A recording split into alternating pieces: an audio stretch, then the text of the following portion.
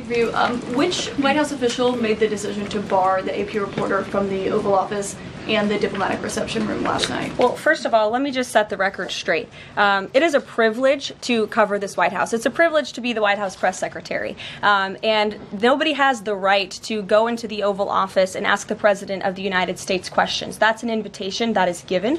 And there are hundreds of outlets on this campus, many of you in this room who don't have the privilege of being part of that pool every single day and getting to ask the President questions. We reserve the right to decide who gets to go into the Oval Office, and you all have credentials to be here, including the Associated Press, who is in this briefing room today. But isn't it retaliatory in nature is the argument, because the reason that the AP was barred, which they said was because they're not using the phrase Gulf of America, they're using Gulf of Mexico in line with their standards.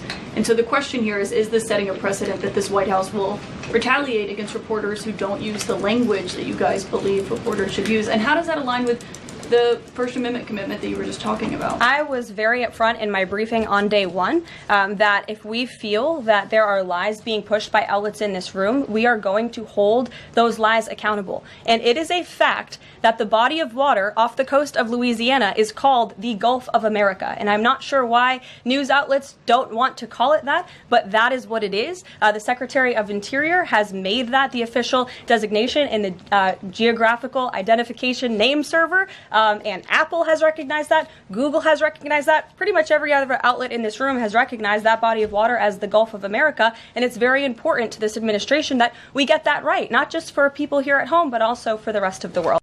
This isn't about controlling the media. It's about telling the truth. That's not censorship. That's accountability. And frankly, the Biden-era press got way too comfortable with thinking they ran the show. They'd bark at a president, twist his words, spin their narrative, and then demand front-row seats the next day. Well, newsflash.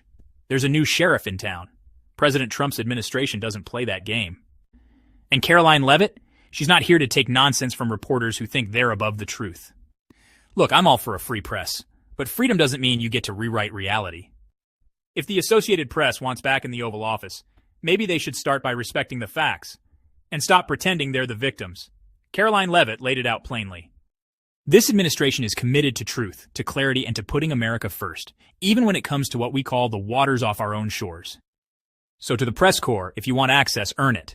Respect the truth. And remember, it's a privilege, not a birthright. That's it for today, guys. If you appreciate hearing the truth without the media spin, hit that like button, subscribe to the channel, and drop your thoughts in the comments below.